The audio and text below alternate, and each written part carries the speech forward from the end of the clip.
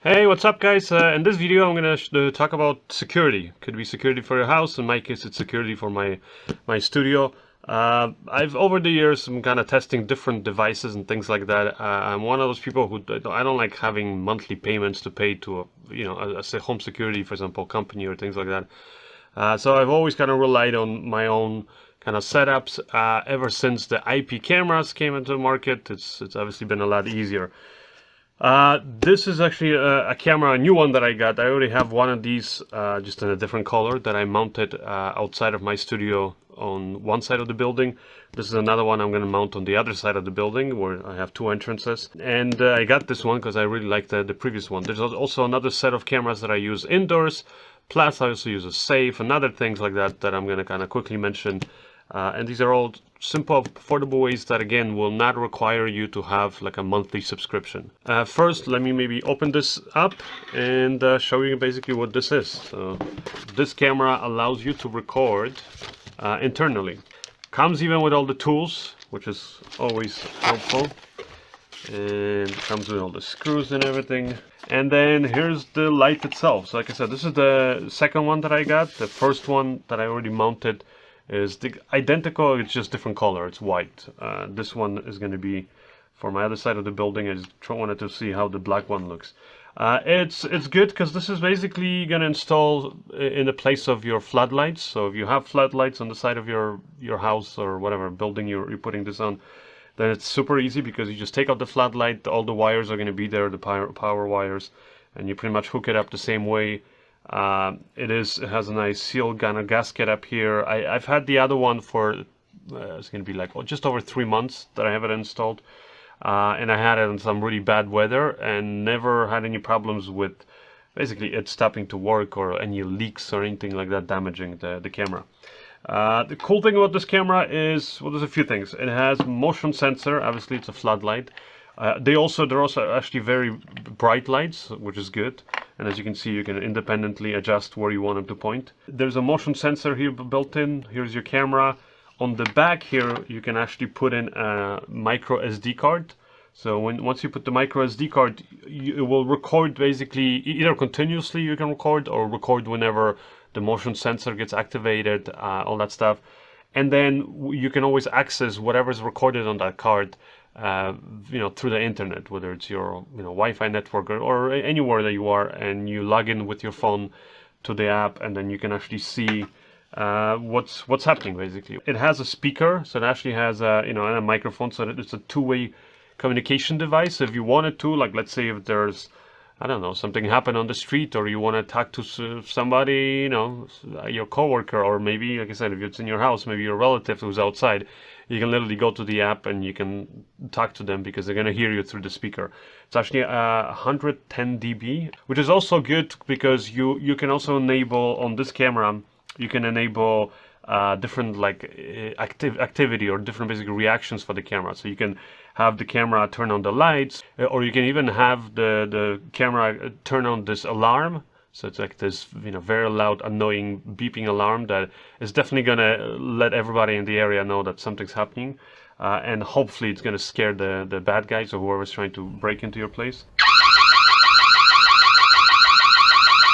Plus, like I said, you can just directly talk to them. So you can actually say, hey, I'm watching you right now, being recorded, and the police has been notified, so get the hell out. Now, when you're using the app, this is kind of how it looks. Very straightforward. If you have more than one camera, you can pick which camera you want to view. Then inside of it here, you can view the live feed. Or you can click also on the clips. You can see what was recorded, what time. And then at the same time here you can change all the settings for the sensitivity of the camera. So for example, if you wanted to only react in the left side or right side or the middle of the for example, the field of view to movement, then you can do that. You can change the sensitivity of how much you want it to react. And also the same thing with the light, when you want the light to turn on, if you want it to turn on automatically, etc. If you turn on this little bell up here, you can also make the camera just ring. You can enable the barking dog sound. And then there's also a few phrases that you can enable. Now, obviously, camera alone is not gonna do wonders for you, so you gotta have good locks first of all in your house or in your studio. So install good locks, make sure that it's not easy to break into your place. But this is more so that you're aware of what's happening, so you can call the police. For the interior, I also have other cameras that I've tried. I've tried multiple ones. I still haven't found ones that I'm like 100% happy with, but the ones here that you see from Yi, these are simple cameras, and I have, I think, like 8 of them all over the place, kind of, hidden around. And it also allows me to, you can also actually, on this one, record internally. You can put a micro SD card, or you can connect to their cloud service and record it there. I don't do that because I don't want to, again, pay the monthly fee. But even when you're not subscribed to the monthly whatever cloud service, you can still, the cameras are full functioning, and you can, again, on your phone, just start up their app, and you can see what's happening in different areas of your studio or your house. So that's another set of cameras. Now these cameras are only for indoors, and I'm letting you know because I took one of these cameras that I had indoor here in my studio, and I put it outside before I got these ones.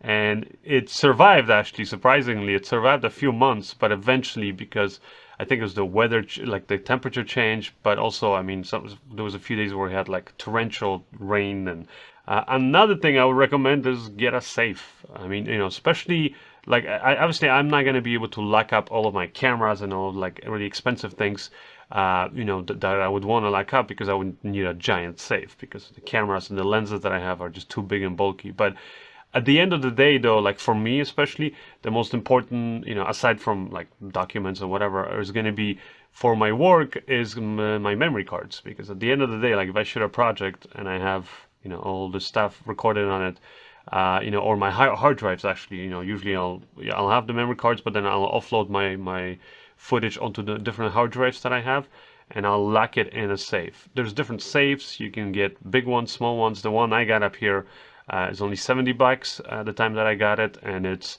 simple, it works, it's great, and even better, if you live in a place where you're allowed to defend yourself, you can even store your gun in there. So you can, let's say you're in your studio or in your house again, when something happens, you can always go and reach for there and grab your gun and defend yourself and your property. And obviously another benefit of that is, like, let's say if you are in your house and you have a gun, never ever, I always tell that to everybody, all my friends, guns are great when they're used properly, but if you don't use them properly, or more importantly, when you don't store them properly, and you have relatives or other people or kids, God forbid, in your house, and they can easily access your gun, then that's obviously a very bad thing. So that's one of the reasons why I like having these kind of small safes.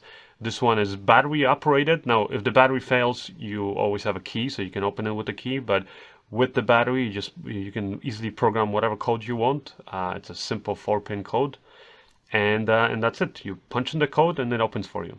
Obviously, the safe, you can mount it on a wall or under your desk or whatever it is.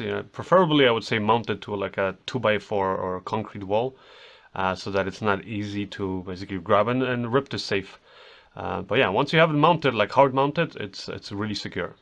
Anyways, that's pretty much it. So I'm gonna go right now outside and install this camera on the other side of my building. So I'm excited about that. And if you guys have any other like suggestions and tips on how to secure your house, whatever, your office, whatever it is that you want to kind of increase the security, and let me know if maybe you have some other ideas. Like I said, obviously this #1 step is make sure you have good locks on your doors. Anyways, my name is Tom, and I'll see you guys in the next video. Bye.